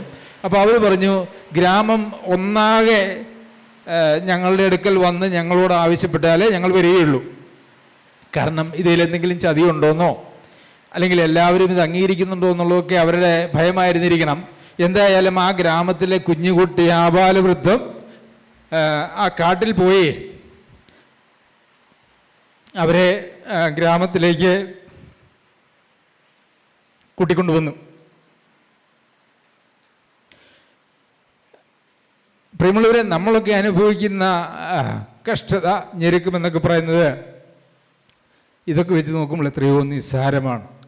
അതുപോലും സഹിക്കാൻ മനസ്സില്ലാതെ എനിക്ക് ക്രിസ്തീയ ജീവിതം വേണം, എനിക്ക് നിത്യതയും വേണം എന്നൊക്കെ പറഞ്ഞു കഴിഞ്ഞാൽ, എനിക്ക് കർത്താവിനെ പിന്തുടരണമെന്ന് പറഞ്ഞാൽ അങ്ങനെ ഒരു വഴി ഇല്ല, അങ്ങനെ ഒരു വാതിലുമില്ല, അങ്ങനെ ഒരു വഴിയും ക്രിസ്തീയ ജീവിതത്തിലില്ല. നമ്മൾ തകർന്നും നമ്മൾ മരിച്ചും ക്രിസ്തു നമ്മളിലൂടെ ജീവിച്ചിട്ട് പോകുന്നതായിട്ടുള്ള ഒരു ജീവിതമാണ് ക്രിസ്തീയ ജീവിതം എന്ന് പറയുന്നത്. അതല്ലാതെ ഒരു ജീവിതം ക്രിസ്തീയ ജീവിതമല്ല. അപ്പോൾ ഈ രണ്ടാമത്തെ വിഭാഗം ആളുകൾ എങ്ങനെയുള്ള ആളുകളായിരുന്നു? അവര് കേട്ടു, ഭയങ്കര സന്തോഷമായിരുന്നു അല്ലേ? ആ സന്തോഷം എത്ര നേരം നിലനിന്നു? വചനത്തിൽ പറഞ്ഞിരിക്കുന്നത് ക്ഷണത്തിൽ ക്ഷണത്തിലെന്നാണ്. അതായത് ആ ക്ഷണം എന്ന് പറഞ്ഞാൽ എന്താ? അവരുടെ നേരെ ഒരു ചെറിയ ആക്ഷേപം വന്നു, ഒരു ചെറിയ പരിഹാസം വന്നു, ചെറിയൊരു ഉപദ്രവം വന്നു, അവരെന്ത് ചെയ്തു? അവരിട്ടിട്ട് അങ്ങ് പോയി. ശരി, മൂന്നാമത്തെ വിഭാഗം ആളുകളിലേക്ക് നമുക്ക് വരാം. മുള്ളിനിടയിൽ വിതയ്ക്കപ്പെട്ടതോ, ഒരുത്തൻ വചനം കേൾക്കുന്നുവെങ്കിലും ഈ ലോകത്തിൻ്റെ ചിന്തയും ധനത്തിൻ്റെ വഞ്ചനയും ഞെരുക്കിയിട്ട്, വചനത്തെ ഞെരുക്കിയിട്ട് നിഷ്ഫലനായി തീരുന്നതാകുന്നു. അപ്പോൾ ഈ ലോകത്തിൻ്റെ ചിന്ത, ധനത്തിൻ്റെ വഞ്ചന, ഈ ലോകത്തിലെ ചിന്ത എന്ന് പറഞ്ഞാൽ എന്തൊക്കെയാ? എന്താണ് ഈ ലോകത്തിലെ ചിന്തകൾ? എന്ത് തിന്നും, എന്ത് കുടിക്കും, എന്തുടുക്കും, എൻ്റെ കല്യാണം നടക്കുമോ, മക്കളുടെ കല്യാണം നടക്കുമോ, അല്ലേ, ജോലി കിട്ടുമോ, ജോലി ചെയ്യാൻ പറ്റുമോ, എനിക്ക് ആഹാരം കിട്ടുമോ, അസുഖം വരുമോ, അസുഖം വന്നാൽ അതിനെക്കുറിച്ചുള്ള പ്രശ്നങ്ങൾ, അങ്ങനെ 100 കണക്കിന് പ്രശ്നങ്ങൾ നമുക്ക് ഈ ലോകത്തിലുണ്ട്. ലോകത്തിൻ്റെ ചിന്ത. പ്രിയമുള്ളവരെ, ലോകത്തിൻ്റെ ചിന്തയും വിശ്വാസ ജീവിതവും കൂടെ ഒരുമിച്ച് കൊണ്ടുപോകാനായിട്ട് കഴിയുകയില്ല. ലോകത്തിൻ്റെ ചിന്ത എന്ത് ചെയ്യണമെന്നാണ് കർത്താവ് പറഞ്ഞേക്കുന്നത്? നിങ്ങളുടെ സകല ചിന്താകുലവും അവൻ്റെ മേൽ ഇട്ടുകൊള്ളുക, അല്ലേ? പത്രോസ് അപ്പസ്തോലൻ ലേഖനം എഴുതുമ്പോൾ പറയുന്നത് നിങ്ങളുടെ സകല ചിന്താകുലവും അവൻ്റെ മേൽ ഇട്ടുകൊള്ളുക. ഹെബ്രായ ലേഖനകാരൻ എന്താ പറയുന്നേ? സകല ഭാരവും, മുറുകെ പറ്റുന്ന പാപവും വിട്ട്, സകല ഭാരവും വിട്ട്. ഫിലിപ്പിയർക്ക് ലേഖനം എഴുതുമ്പോൾ പൗലോസ് അപ്പോസ്തലൻ പറയുന്നത് എന്താ? ഒന്നിനെക്കുറിച്ചും വിചാരപ്പെടരുത്, എല്ലാറ്റിലും പ്രാർത്ഥനയാലും അപേക്ഷയാലും സ്തോത്രത്തോടെ നിങ്ങളുടെ ആവശ്യങ്ങൾ അവനെ അറിയിക്കുക എത്രയോ വേണ്ടത്. എന്നാൽ സകല ബുദ്ധിയെയും കവിയുന്ന ദൈവിക സമാധാനം നിങ്ങളുടെ ഹൃദയങ്ങളെയും നിലവുകളെയും ക്രിസ്തുയേശുവിങ്കൽ കാക്കും. അപ്പോൾ നമ്മുടെ ഈ ലോകത്തിൽ നമുക്ക് സ്വാഭാവികമായിട്ടുണ്ടാകാവുന്ന ചിന്തകളെക്കുറിച്ച് വചനം പറയുന്നത് അതൊന്നും നമ്മളിൽ വെച്ചുകൊണ്ടിരിക്കാൻ യാതൊരു അവകാശവുമില്ല. അതെല്ലാം ആർക്ക് കൊടുക്കണം? അതൊക്കെ കർത്താവിൻ്റെ കരങ്ങളിലേക്ക് ഏൽപ്പിച്ചു കൊടുക്കുക എന്നുള്ളത് മാത്രമേ ഉള്ളൂ. നമ്മെ സംബന്ധിച്ച് ദൈവം പറഞ്ഞിരിക്കുന്ന കാര്യം, നാം കഠിനാധ്വാനം ചെയ്യുക, മിതവ്യയം യോഗ്യമായി ദൈവം നമുക്ക് തന്നിരിക്കുന്നതായിട്ടുള്ള ആരോഗ്യം ഉപയോഗിച്ച് നാം ദൈവസന്നിധിയിൽ മാന്യമായി അധ്വാനിച്ച് മാന്യമായി ചെലവ് ചെയ്ത് നാം ജീവിക്കുവാൻ ശ്രമിക്കുക. അതിൻ്റെ പിന്നാലെ അതിനോട് ചേർന്ന് നമ്മുടെ എല്ലാ കാര്യങ്ങളും ക്രമപ്പെടുത്തുന്ന ദൈവമാണ്. ചിലപ്പോൾ ദൈവം നമ്മെ ചില കഠിനമായ പരിശോധനയിലൂടെ കടത്തിവിടും എന്നുള്ളതൊരു യാഥാർത്ഥ്യമാണ്. പൗലോസ് അപ്പോസ്തലന്റെ ജീവിതത്തിലെ എന്തെങ്കിലും പരാജയങ്ങൾ കൊണ്ടാണോ പൗലോസ് അപ്പോസ്തലന് പലവട്ടം പട്ടിണി, പൈതാഹം, അല്ലേ? പലവട്ടം പട്ടിണി പൗലോസ് അപ്പോസ്തലൻ സഹിച്ചു. പൗലോസ് അപ്പോസ്തലന് ശുശ്രൂഷയുടെ പോരായ്മ കൊണ്ടോ ആത്മീയതയുടെ കുറവ് കൊണ്ടോ ആണോ? ഒരിക്കലുമല്ല. പൗലോസ് അപ്പോസ്തലൻ അധ്വാനിക്കാത്തത് കൊണ്ടായിരുന്നോ? അല്ല. രാപ്പകൽ എൻ്റെ ഈ 2 കൈകളാൽ ഞാൻ അധ്വാനിച്ച് എനിക്കും കൂടെയുള്ളവർക്കും വേണ്ടി ചെലവഴിക്കുന്നു എന്ന് പറഞ്ഞു. ദൈവം നമ്മെ ചില സമയങ്ങളിൽ നമ്മളെ രൂപാന്തരപ്പെടുത്തുന്നതിന് വേണ്ടി, നമ്മളെ പരീക്ഷിക്കുന്നതിന് വേണ്ടി നമ്മളെ ചില അവസ്ഥകളിലൂടെ കടത്തിവിടും. അബ്രഹാമിനോട് പറഞ്ഞു, നിന്റെ പുത്രനെ, നീ സ്നേഹിക്കുന്ന ഏകജാതനായ പുത്രനെ ഇസഹാക്കിനെ നീ യാഗമർപ്പിക്കുക, അല്ലേ? നമ്മുടെ ജീവിതത്തിലുള്ള ദൈവത്തിന് അറിയില്ലായിരുന്നോ അബ്രഹാമിൻ്റെ ഹൃദയത്തിലുള്ള ദൈവത്തോടുള്ള സ്നേഹവും അനുസരണവും? അറിയില്ലായിരുന്നോ? അറിയാമായിരുന്നല്ലോ. സർവജ്ഞാനിയായ ദൈവത്തിന് മനുഷ്യൻ്റെ ഹൃദയത്തിലെ എല്ലാ വിചാരങ്ങളും അറിയാം. പക്ഷെ എന്തിനാണെന്നാ പിന്നെ അബ്രഹാമിനോട് പറഞ്ഞത് നിന്റെ ഏകജാതനായ പുത്രനെ? എന്നിട്ട് പിന്നെ ഒന്നോട് പറഞ്ഞു, നീ സ്നേഹിക്കുന്ന, അല്ലേ, നീ സ്നേഹിക്കുന്ന പുത്രനെ യാഗമർപ്പിക്കാൻ പറഞ്ഞതിന് കാരണം എന്താ? കുറേ കാലം മക്കളില്ലാതിരുന്ന് അബ്രഹാമിന് എന്ത് പറ്റി? ഒരു കൊച്ചിനെ കെട്ടിക്കഴിഞ്ഞു കഴിഞ്ഞപ്പോൾ ആ കൊച്ചായി അബ്രഹാമിൻ്റെ ഏറ്റവും വലിയ വിഗ്രഹം. അബ്രഹാമിന് ദൈവത്തോടുള്ള സ്നേഹം വിട്ട് തൻ്റെ കുഞ്ഞിനോടുള്ള സ്നേഹം അങ്ങോട്ട് വർദ്ധിച്ചു വന്നു. അപ്പോൾ ദൈവം പറഞ്ഞു, നീ കൊണ്ട് യാഗം അർപ്പിച്ചോളാൻ പറഞ്ഞു. ശരിക്കും അബ്രഹാം ഇസ്ഹാക്കിനെ കൊണ്ടുപോയി യാഗം അർപ്പിച്ചു എന്ന് ചോദിച്ചാൽ അർപ്പിച്ചതായിട്ട് തന്നെയാണ് ദൈവവചനം അതിനെക്കുറിച്ച് പറയുന്നത്. കാരണം അതിനുള്ള എല്ലാ മാനസികവും വൈകാരികവും ആത്മീയവുമായിട്ടുള്ള അവസ്ഥയിൽ അദ്ദേഹം എത്തിച്ചേർന്നു. കുഞ്ഞിനെ കൊണ്ടുപോയി കിടത്തി വാൾ കയ്യിലെടുക്കുന്നത് വരെ മിണ്ടിയില്ല, വാൾ കയ്യിലെടുത്തു. അപ്പോൾ എന്തായിരിക്കും അബ്രഹാമിൻ്റെ മനസ്സിലുള്ള ചിന്ത? എൻ്റെ കുഞ്ഞ് മരിച്ചു, എൻ്റെ കുഞ്ഞ് മരിച്ചു അല്ലേ? അടുത്ത നിമിഷം എൻ്റെ കുഞ്ഞ് മരിച്ചു. ദൈവം യാഗമായി സ്വീകരിച്ചു, പിന്നെ ഒരു ആടിനെ ക്രമപ്പെടുത്തി കൊടുത്തു. പ്രിയമുള്ളവരെ, നമ്മളുടെ കുഞ്ഞുങ്ങൾ ഒരിക്കലും നമുക്ക് വിഗ്രഹമാകാൻ പാടില്ല. ദൈവത്തെക്കാൾ അധികമായി നമ്മൾ ഈ ലോകത്തിൽ എന്തിനെയെങ്കിലും, നമ്മളുടെ മക്കളോ നമ്മളുടെ കൊച്ചുമക്കളോ നമ്മളുടെ ഈ ലോകത്തിലുള്ള എന്തിനെയെങ്കിലും നാം വലുതായി കാണുന്നുവെങ്കിൽ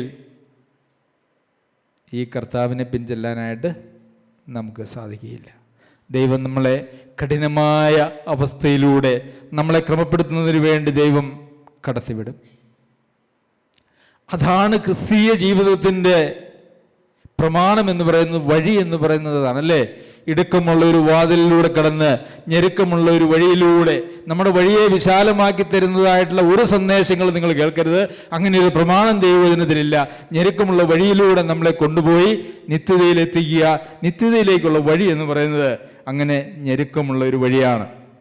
അപ്പോൾ ഇവിടെ ലോകത്തിൽ ലൗകിക ചിന്തകൾ എന്നുള്ളതാണ് നമുക്കിവിടെ കാണാനായിട്ട് കഴിയുന്നത്. ലോകത്തിൻ്റെ ചിന്ത, അതിൽ നമ്മളെ മക്കളെക്കുറിച്ചോ നമ്മളുടെ കുടുംബത്തെക്കുറിച്ചോ അങ്ങനെയുള്ള എത്രയെല്ലാം കാര്യങ്ങൾ നമുക്ക് വേണമെങ്കിൽ ചിന്തിക്കാനായിട്ട് കഴിയും. അതൊന്നും ചിന്തിക്കുവാൻ നമുക്ക് ഒരു അവകാശവും ഇല്ല. പിന്നെ രണ്ടാമത് പറഞ്ഞിരിക്കുന്നത് ധനത്തിൻ്റെ വഞ്ചന എന്നാണ്. 3 സുവിശേഷങ്ങളിലും ഈ കാര്യങ്ങൾ പറഞ്ഞിട്ടുണ്ട്. ധനത്തിൻ്റെ വഞ്ചന എന്നും ധനത്താലുമെന്നും ധനത്തിൻ്റെ വഞ്ചനയും, ഈ 3 പദങ്ങളാണ് ഈ 3 സുവിശേഷങ്ങളിലും ഈ ഉപമയെക്കുറിച്ച് പറഞ്ഞിരിക്കുന്നത്. ധനം എന്ന് പറയുന്നത് വഞ്ചിക്കുന്നതാണ്. ധനത്തിന് വേറൊരു പേര് മാമോൻ ഇട്ടു. ദൈവ കർത്താവ് പറഞ്ഞു, എന്താണ് മാമോൻ? മാമോൻ എന്നുള്ള പേരിട്ടു. ധനം നമ്മെ വഞ്ചിക്കുന്നതാണ്. അതായത് ധനം നമുക്ക് ധാരാളം വാഗ്ദത്തങ്ങൾ നൽകും, എന്നിട്ട് അതൊന്നും പാലിക്കില്ല. അതല്ലേ വഞ്ചിക്കുന്നത്? എങ്ങനെയാ? വാക്ക് അല്ലേ, തരാമെന്ന് പറഞ്ഞിട്ട് തരാതിരിക്കുക, അതല്ലേ വഞ്ചിക്കുക എന്ന് പറയുന്നത്. ധനം നമുക്ക് ഈ ലോകത്തിൽ ഒത്തിരി വാഗ്ദാനങ്ങൾ തരും. എന്ത് തരും? വലിയ വീട് ധനം വാഗ്ദത്തം ചെയ്യും, ദീർഘായുസ് ധനം വാഗ്ദത്തം ചെയ്യും, പിന്നെ നമ്മൾ ആഗ്രഹിക്കുന്നതായിട്ടുള്ള എല്ലാ കാര്യങ്ങളും ഈ ലോകത്ത് ധനം വാഗ്ദത്തം ചെയ്യും. പക്ഷെ അവസാനം എന്ത് ചെയ്യും? ധനം നമ്മെ വഞ്ചിക്കും. എങ്ങനെയാണ് വഞ്ചിക്കുന്നത്? ധനവാൻ സ്വർഗരാജ്യത്തിൽ കിടക്കുന്നതിനേക്കാൾ ഒട്ടകം സൂചക്കുഴയിലൂടെ കിടക്കുന്നത് എളുപ്പം. നമുക്കെല്ലാ സുഖങ്ങളും സൗകര്യങ്ങളും ആഡംബരങ്ങളും ധനം നമുക്ക് വാഗ്ദത്തം ചെയ്യും. എന്നിട്ട് നമ്മെ എവിടേക്ക് കൊണ്ടുവിടും? നിത്യനാശത്തിലേക്ക് കൊണ്ടുപോയി വിടും. അങ്ങനെയാണ് ധനം നമ്മെ വഞ്ചിക്കുന്നത്. പ്രിയമുള്ളവരെ, മാമോനെയും ദൈവത്തെയും ഒരേ സമയത്ത് സേവിക്കുവാനായിട്ട് കഴിയുകയില്ല എന്നുള്ള കാര്യം നമുക്കറിയാമല്ലോ. ധനത്തെ സ്നേഹിക്കുകയും ധനത്തിന് വേണ്ടി ജീവിക്കുകയും ചെയ്യുന്ന ആളുകളെക്കുറിച്ച് പൗലോസ് അപ്പോസ്തലൻ സുവിശേഷങ്ങളിലും ലേഖനങ്ങളിലും ഒക്കെ നമ്മൾ വായിക്കുന്നത് അതൊരു വലിയ കെണിയാണെന്നും അല്ലേ. തിമോത്തിയോസിന് ലേഖനം എഴുതുമ്പോൾ എന്താ നമ്മൾ വായിക്കുന്നത്? ദ്രവ്യാഗ്രഹം സകലവിധ ദോഷത്തിനും മൂല കാരണമല്ലോ, അടിസ്ഥാന കാരണമല്ലോ. അത് ചിലർ കാംക്ഷിച്ചിട്ട് വിശ്വാസം വിട്ടകന്ന് ബഹുദുഃഖങ്ങൾക്ക് അധീനരായി തീർന്നിരിക്കുന്നു. വിശ്വാസം വിട്ട് അകന്ന്, വിശ്വാസം വിട്ടു പോകാൻ കഴിയുമോ? കഴിയും അല്ലേ. അപ്പോൾ ഈ ധനം നമ്മെ ചെയ്യുന്നതായിട്ടുള്ളൊരു കാര്യം എന്ന് പറയുന്നത്, ആ ധനത്തിനോടുള്ള ആർത്തിയും ആ ധനമോഹവും നമ്മളെ കൊണ്ടെത്തിക്കുന്നതായിട്ടുള്ള അവസ്ഥ എന്ന് പറയുന്നത് എന്താണ്? വിശ്വാസം വിട്ടകന്നു. നമ്മുടെ രക്ഷയുടെ അടിസ്ഥാനം എന്താ? വിശ്വാസമാണ്. ആ വിശ്വാസത്തിൽ നിന്ന് നമ്മെ ദൂരെ മാറ്റി ബഹുദുഃഖങ്ങൾക്ക് അധീനരായി തീരുന്ന അവസ്ഥയിലേക്ക് എത്തിക്കുന്നു. പിന്നെ സംസാരഭോഗങ്ങളാലും എന്നൊരു വാക്കും മറ്റ് വിഷയമോഹങ്ങളും അകത്ത് കിടന്ന് എന്നുള്ള 2 വാക്കുകൾ നമുക്ക് ഈ ഉപമയോടുള്ള ബന്ധത്തിൽ കാണുവാനായിട്ട് സാധിക്കും. സംസാരഭോഗങ്ങൾ എന്ന് വെച്ചാൽ എന്താ?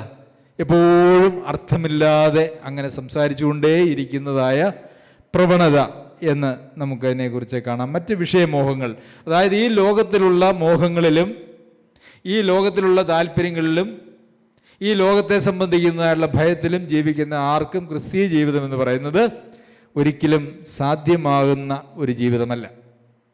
അപ്പോൾ 3 തരം ആളുകളെ നമുക്ക് കാണാനായിട്ട് കഴിഞ്ഞു. പിന്നെ ശരി, 4-മത്തെ ഒരു തരമുണ്ട്. എന്താണ്? നല്ല നിലത്ത് വീണതോ വിതയ്ക്കപ്പെട്ടതോ ഒരുത്തൻ വചനം കേട്ടിട്ട് ഗ്രഹിക്കുന്നതാകുന്നു. അപ്പോൾ കേട്ട് ഗ്രഹിക്കാഞ്ഞാൽ എന്ന് നമ്മൾ വായിച്ചു. അപ്പോൾ കേട്ടിട്ട് ഗ്രഹിക്കുന്നതാണ് നല്ല നിലത്ത് വീഴുന്നതായിട്ടുള്ള വിത്ത്. ലൂക്കോസിൻ്റെ സുവിശേഷത്തിൽ നല്ല മണ്ണിലുള്ളതോ വചനം കേട്ട് ഗുണമുള്ള നല്ല ഹൃദയത്തിൽ സംഗ്രഹിച്ച് ക്ഷമയോടെ ഫലം കൊടുക്കുന്നവർ തന്നെ. അപ്പോൾ എങ്ങനെയുള്ള ഒരു ഹൃദയത്തിലാണ് ഈ വചനം ഫലം കൊടുക്കുന്നത്? എങ്ങനെയുള്ള ഹൃദയത്തിലാണ് വചനം ഫലം കൊടുക്കുന്നത്? ഗുണമുള്ള നല്ല ഹൃദയം. അപ്പോൾ നമ്മളുടെ ഹൃദയം ഗുണമുള്ളതും നല്ലതുമാണ് എങ്കിൽ മാത്രമേ ഈ ദൈവവചനത്തിൻ്റെ കേൾവി നമ്മളുടെ ഉള്ളിൽ എന്തെങ്കിലും ഒരു കാര്യം ചെയ്യുകയുള്ളൂ. അവിടെ ഒരു വാക്ക് പ്രത്യേകം പറഞ്ഞിട്ടുണ്ട്, സംഗ്രഹിച്ച്, അല്ലേ? വചനം സംഗ്രഹിക്കപ്പെടണമെങ്കിൽ അവിടെ ആ ഹൃദയം എങ്ങനെയായിരിക്കണം? ഗുണമുള്ള നല്ല ഹൃദയമായിരിക്കണം. മർക്കോസ് എഴുതിയ സുവിശേഷത്തിൽ നല്ല മണ്ണിൽ വിതയ്ക്കപ്പെട്ടതോ വചനം കേൾക്കുകയും അംഗീകരിക്കുകയും ചെയ്യുന്നവർ തന്നെ. അതായത് കേട്ടിട്ട് ഗ്രഹിക്കുക, കേട്ടിട്ട് സംഗ്രഹിക്കുക, കേട്ടിട്ട് അംഗീകരിക്കുക. ഈ 3 വാക്കുകളാണ് സുവിശേഷകന്മാർ വചനത്തിൽ ഉപയോഗിച്ചിരിക്കുന്നത്. കേട്ടിട്ട് ഗ്രഹിക്കുക, കേട്ടിട്ട് സംഗ്രഹിക്കുക, കേട്ടിട്ട് അംഗീകരിക്കുക. സംഗ്രഹിക്കണമെങ്കിൽ ആ ഹൃദയം എങ്ങനെയായിരിക്കണം? നല്ല ഗുണമുള്ള ഹൃദയമായിരിക്കണം. പ്രിയമുള്ളവരെ, ഞാൻ പറഞ്ഞ് ആരംഭിച്ചത് എവിടെയാണ്?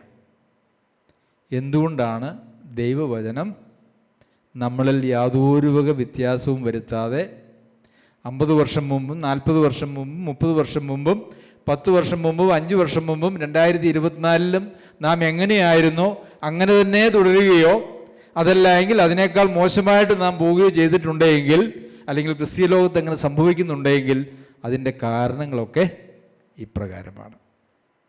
ഉത്തരം കിട്ടിയോ? ഇതൊക്കെ എന്നേ ഞങ്ങൾക്കറിയാം, അല്ലേ? ഇതൊക്കെ എന്നേ ഞങ്ങൾക്കറിയാം. പക്ഷെ എന്താ സംഭവിക്കാതെ? എന്താണ് നമ്മുടെ ജീവിതത്തിൽ ഇതൊരു മാറ്റമായി രൂപാന്തരപ്പെടാത്തത്?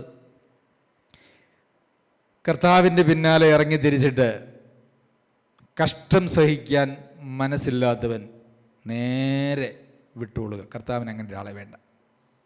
നിന്ദയും പരിഹാസവും കഷ്ടതയും ഉപദ്രവവും സഹിക്കാൻ മനസ്സില്ല എങ്കിൽ അത് നമുക്കുള്ളൊരു വഴിയേ അല്ല. അതൊരു ക്രിസ്തീയ മാർഗമല്ല, ക്രിസ്തീയ വഴിയല്ല. നമ്മളുടെ നേതാവ് എങ്ങനെയാണ് ജീവിച്ചത്? കർത്താവ് എങ്ങനെയാണ് ജീവിച്ചേ? ഭയങ്കര, അല്ലേ? രാജാവായി പിറന്നവൻ എവിടെ?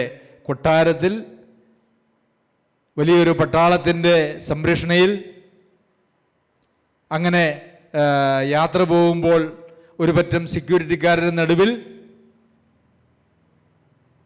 എല്ലാവരും സല്യൂട്ട് അടിച്ച്. അങ്ങനെയായിരുന്നോ നമ്മുടെ കർത്താവ് ജീവിച്ചേ? അല്ലല്ലേ? രാജാവ് അങ്ങനെയാണോ ജീവിക്കേണ്ടത്? നമ്മളുടെ രാജാവ് ജീവിച്ച ജീവിതം എന്ന് പറയുന്നത് അങ്ങനെയല്ല. എന്നിട്ട് പറയുക, എന്നെ പിൻഗമിച്ചോളാൻ. അപ്പോൾ ആ കർത്താവിനെ നമ്മൾ പിൻഗമിക്കുമ്പോൾ ഈ കർത്താവ് കടന്നു പോയതായിട്ടുള്ള എല്ലാ പ്രതികൂലങ്ങളും നമ്മളുടെ ജീവിതത്തിൽ ഉണ്ടാകും. അത് സഹിക്കാൻ മനസ്സില്ലാത്ത ഒരാൾക്കും, മരണം വരെ സഹിക്കാൻ മനസ്സില്ലാത്ത ഒരാൾക്കും കർത്താവിൻ്റെ പിന്നാലെയുള്ള യാത്ര പറ്റില്ല.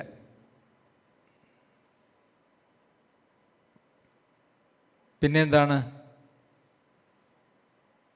എനിക്ക് കുറച്ച് ധനം സമ്പാദിച്ച് കുറെ നിക്ഷേപങ്ങളൊക്കെ ഉണ്ടാക്കി വളരെ സുഖമായിട്ട് ആഡംബരമായിട്ട് ഈ ലോകത്ത് ജീവിക്കണം എന്നുള്ളതാണ് നമ്മളുടെ ആഗ്രഹമെങ്കിൽ ഈ വഴി നമുക്കുള്ളതല്ല.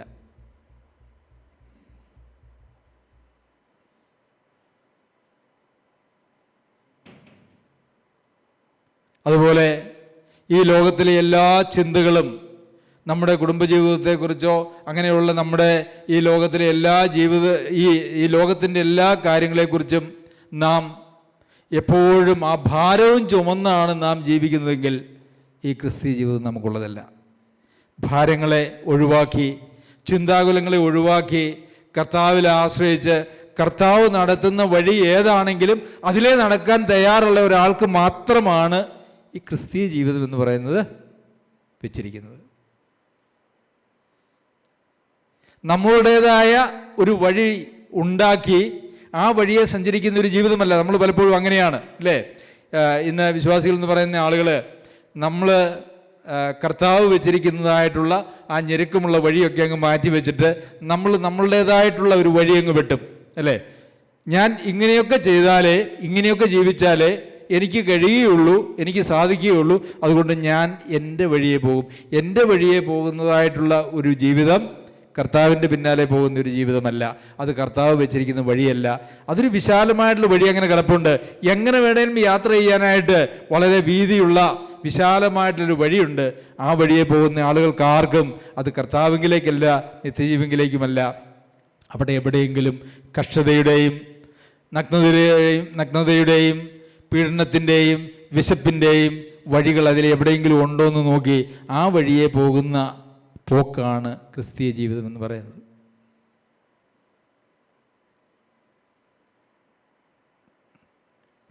അപ്പോൾ പ്രിയമുള്ളവരെ, നമ്മളുടെ പ്രശ്നം എന്താണ് എന്നുള്ളത് നമുക്ക് മനസ്സിലായി എന്ന് വിചാരിക്കുന്നു. നമ്മളുടെ ഹൃദയത്തെ ഒന്ന് പരിശോധിച്ചാൽ നമ്മളുടെ പ്രശ്നം എന്താണ് എന്നുള്ളത് നമുക്ക് മനസ്സിലാക്കാം. 17-ാമത്തെ വാക്യം, ഏറിയ പ്രവാചകന്മാരും നീതിമാന്മാരും നിങ്ങൾ കാണുന്നത് കാണുവാൻ ആഗ്രഹിച്ചിട്ടും കണ്ടില്ല, നിങ്ങൾ കേൾക്കുന്നത് കേൾപ്പാൻ ആഗ്രഹിച്ചിട്ടും കേട്ടില്ല എന്ന് ഞാൻ സത്യമായിട്ട് നിങ്ങളോട് പറയുന്നു. ഈ സുവിശേഷവും ഈ ജീവിതവും, അതായത് ഈ കഷ്ടതയുടെയും ഉപദ്രവത്തിൻ്റെയും ഞെരുക്കത്തിൻ്റെയും വഴിയിലൂടെ കിടന്ന് ലോകത്തിൻ്റെ ചിന്തകളെല്ലാം വെടിഞ്ഞ്, ഈ ലോകത്തിൻ്റെ എല്ലാ മോഹങ്ങളും വെടിഞ്ഞ് ദൈവം വെച്ചിരിക്കുന്നതായിട്ടുള്ള ആ വഴിയിലൂടെയുള്ള ജീവിതത്തെക്കുറിച്ച് പ്രവാചകന്മാരും ഒക്കെ നീതിമാന്മാരും ആഗ്രഹിച്ചു. അവരാഗ്രഹിച്ചു. പക്ഷേ അവർക്ക് കേൾക്കാൻ കഴിഞ്ഞില്ല. പക്ഷെ ഇന്ന് നമുക്കത് കേൾക്കാനായിട്ട് കഴിയുന്നുണ്ട്. ഈ വഴി നമ്മുടെ മുമ്പാകെ വിശാലമായിട്ട് തുറന്നിരിക്കുകയാണ്. ഒരു സുഖത്തിൻ്റെയും സൗകര്യത്തിൻ്റെയും ആഡംബരത്തിൻ്റെയും വഴിയല്ല ഈ പ്രവാചകന്മാർ ആരാഞ്ഞു നോക്കിയത്. അവർ കഷ്ടതയുടെയും നഗ്നതയുടെയും പട്ടിണിയുടെയും വാളിൻ്റെയും ഇടയിലൂടെ യാത്ര ചെയ്ത് നിത്യതയിലേക്ക് എത്തുന്നതായിട്ടുള്ള ഈ വഴി പ്രവാചകന്മാർ പ്രവചിച്ചപ്പോൾ അവർ ആരാഞ്ഞു നോക്കിയത് തങ്ങൾക്കായിട്ടല്ല, നമുക്കായിട്ടത്രേ എന്നവർ മനസ്സിലാക്കി. അവർ തിരഞ്ഞ വഴി വിശാലമായിട്ടുള്ള വഴിയല്ല.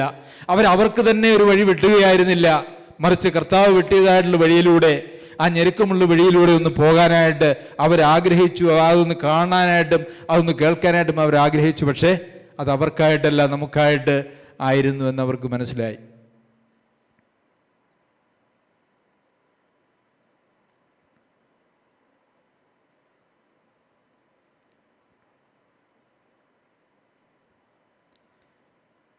പിന്നെ ഈ ദൈവവചനമൊക്കെ നാം കേട്ടിട്ട് അത് വിശ്വസിക്കാതെയും ഗ്രഹിക്കാതെയും ഇരുന്നു കഴിഞ്ഞാൽ എന്താണ് സംഭവിക്കുന്നത് എന്നുള്ളത് 12-ാമത്തെ വാക്യത്തിൽ വളരെ കൃത്യമായി പറഞ്ഞിട്ടുണ്ട്. എന്താണ്? ഉള്ളവന് കൊടുക്കും, അവന് സമൃദ്ധി ഉണ്ടാകും. ഇല്ലാത്തവനോടോ അവൻ ഉള്ളതും കൂടെ എടുത്തു കളയും. പ്രിയമുള്ളവരെ, ദൈവവചനത്തിൻ്റെ പ്രത്യേകത, അല്ലെങ്കിൽ മനുഷ്യനോടുള്ള ദൈവിക പരിപാടിയുടെ പ്രത്യേകതയാണ്. ദൈവവചനം കേട്ട് അത് ഉൾക്കൊള്ളുന്ന ആളുകൾക്ക്, അതനുസരിക്കുന്ന ആളുകൾക്ക് കൂടുതൽ കൂടുതൽ പ്രകാശം അവരുടെ ജീവിതത്തിലേക്ക് ദൈവം അനുവദിക്കും. മർമ്മങ്ങളെ മനസ്സിലാക്കുവാനായിട്ടുള്ള വരം അവർക്ക് ലഭിക്കും. അല്ല, നാം കേട്ട ജീവൻ്റെ വചനങ്ങളെ കൈക്കൊള്ളാതെ അതിനോട് മറുതലിക്കുന്ന ആളുകളായിട്ട് നാം തീർന്നാൽ എന്താ ചെയ്യുന്നത്? ഉള്ളതുകൂടി ഇങ്ങെടുക്കും. വെളിപ്പെട്ട സത്യങ്ങൾ പോലും, ഒരുപക്ഷെ ഒരാൾ വിശ്വാസത്തിലേക്ക് വരുമ്പോൾ അവന് വെളിപ്പെട്ട സത്യങ്ങൾ പോലും അത് ദൈവം അങ്ങെടുക്കും. പ്രിയമുള്ളവരെ, വിശ്വാസിയാണെന്ന് പറഞ്ഞ് ജീവിച്ച് 10, 40, 50 വർഷം കഴിയുമ്പോൾ ഒരാളുടെ വീണ്ടും ജനനത്തിന് വേണ്ടുന്നതായിട്ടുള്ള വചനം എന്താണെന്ന് പറഞ്ഞാൽ ഇന്ന് ആളുകൾക്കറിയില്ല. എന്തൊക്കെ